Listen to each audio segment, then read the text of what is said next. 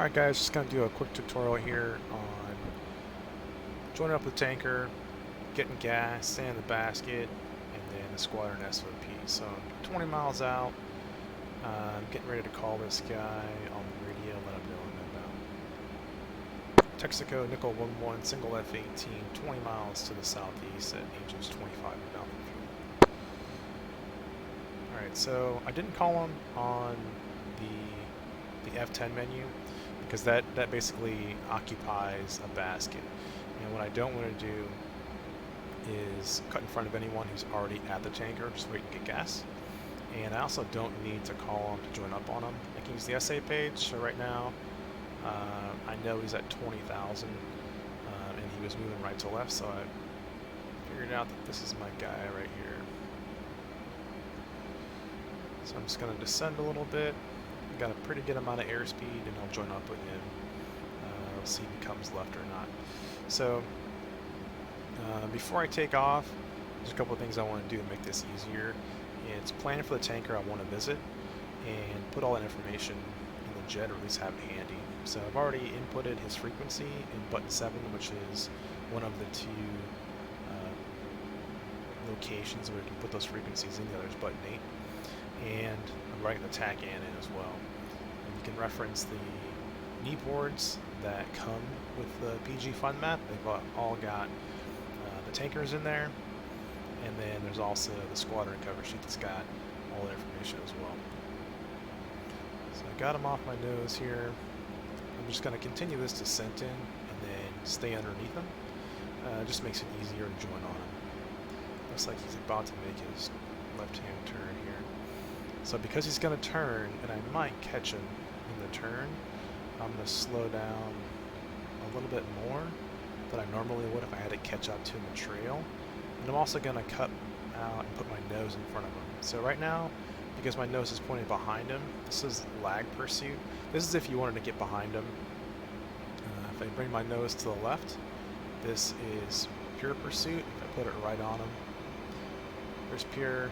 And then what I want to do now, because I want to actually gain on him without using a lot of energy and space and do it quickly, is I'm going to pull lead pursuit.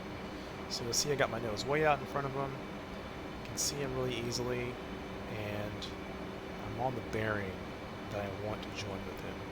So right now I've got the throttle all the way back. I'm just kind of coasting in. I know I've got a lot of airspeed on him. I don't need a lot of it. So I'm just kind of being efficient here. Now as we get closer, I'm going to add some of that power back in and come left here. This is where it pays to be underneath them, because you see if I roll my wings too much, then I actually get masked by him. I can't see him at all. Alright, so again I got my throttle all the way back, and I'm just sliding in here. There's the right bearing, and I'm just going to slide right in here. This is exactly what you would do if you were joining on your flight lead either at high holding at the boat, at our assigned altitude. The squadron's assigned altitude is 12,000 feet. Or you're doing a waypoint rendezvous, which is basically the same thing as doing the CV rendezvous. Basically the lead's just turning around the waypoint, telling you his altitude, his airspeed, and then telling you what heading he's coming through. So is he coming through 090, you kind of know he's on the south end of that circle. So here I am on the tanker's wing, and I want to join on his wing for two reasons. The first is it's easier to join on him this way, for the reasons I already said, but if I were to like have too much speed, I could just blow right underneath him or blow right past him on his left side. The other reason that I highly recommend is so that when you get some practice flying form and you get adjusted to the tanker's airspeed before you slide in. So now that I'm on his wing, as a flight lead, what I'd do is I'd know what aircraft in my flight needed fuel, and I would push the low guy into that first basket first, and then start cycling guys into the other free basket. So the position that we're in right now is called left echelon, and then the other one on its right wing is called a right echelon. So the Air Force decided to stop using those other names that are out there because they just wanted to keep it simple and call it what it is. So in order to call them now, what I'm going to do is just key that frequency that's already in COM 1, and then I'll just hit F6, F1, F1. Shell 1-1, Uzi 4-1, request rejoin. Uzi 4-1, Shell 1-1, proceed to pre-contact at 20,000 at 250. Now, a thing to remember when you're calling them is that DCS will rank all those tankers that you'll see on there by their proximity to you. So if you're already joined up with this tanker, every single time F1 is going to be your tanker, no matter what the call sign is in there. So now that I've got them, I've got my ready pre-con just kind of pre-staged up there, and I'm just going to slide in. But before I slide in, I'm going to make another call over this tanker frequency and let everyone else know that I'm moving around the tanker. Texaco Nickel 1 is sliding left echelon into the left pod. Alright, so now I'm just going to dip my nose a little bit. I want to get below his wake turbulence before I slide to the right. So what I'm going to aim for is to put that pod basically in the vicinity of the top of my HUD, just like that. Alright, and I'm just going to take a second and just get stabilized back here and get comfortable. Can deploy my fuel probe, and then once I'm ready, I'll just call him for the ready pre-contact. Ready pre-contact. Cleared contact. Okay, there's my basket coming out. I'm just going to wait till it to come out all the way and then stop, and then I'm just going to get situated directly behind it.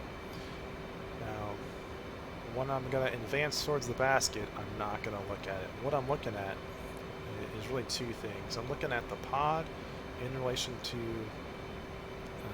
the glass, the edge of the glass on my HUD, and then I'm looking at my canopy bow over here in relation to the fuselage of the tanker. No matter what tanker it is, I'm just going to pick something that is easily identifiable and trackable in relation to that bow, and then I'm going to use those two features to make sure that I stay in the basket. So just get behind the basket, looking at the pod, kind of looking at the tanker in my peripheral, and I'm just slowly advancing towards the basket. Now if I start oscillating and doing this stuff, what I'm not going to do is like try and fight it and get it in there. Just back off the throttle, put it right back in to catch your positioning and your airspeed, and then get situated again without advancing towards the basket. So let's try it for real this time. So get stable, get a little closure on the basket, don't look at it, look at the tanker, the pod, but just keep the basket in your peripheral. So just making small adjustments. That one wasn't great, but now I'm looking at the fuselage and the pod. So there's a door right behind his wing right there with a single window on it. That's kind of what I use to make sure I'm looking at the right spot in the fuselage. And then I'm going to put these two angles of the HUD right on the pod there. So now I can see that door on the fuselage and then the glass on the fuel pod. And I'm just going to keep myself right there. The whole time I'm making really small stick movements and then really small throttle movements, but I'm kind of moving all of them just a little bit the whole time. They never really stop moving, but I'm going to try and get myself situated right here. Now, if I was getting gas to top off, I'm just going to stay here until it kicks me off. That's how I know. I don't need to look down or anything. Just keep looking at these 2 points. If I wanted to top off to a certain fuel quantity, I would put my fuel page on the side of the tanker. So if I'm pursuing it from over here, I'd put it on the right side. I'm not going to top off. I'm just going to back out. Return pre-contact. Thanks. And I'm going to hold myself right here, get situated. I'm going to look around and make another call. Going once, moving from the left pod to right echelon. Again, I'm just going to dip my nose a little bit. If there was someone getting gas here, I would just back up a little bit more and go behind them. And then move over to the right echelon. Now you got two options over here. So let's say you were like -3 or -4 and you got in there first. You can come out right here and wait for your flight. Your flight can join on your right side. Or you can move out here further and allow your lead, 2, 3, or 4, whoever's in front of you in the formation, to slide in between you. Each of those are both valid. It's really up to your flight lead how you do it. Abort rejoin. Just abort that.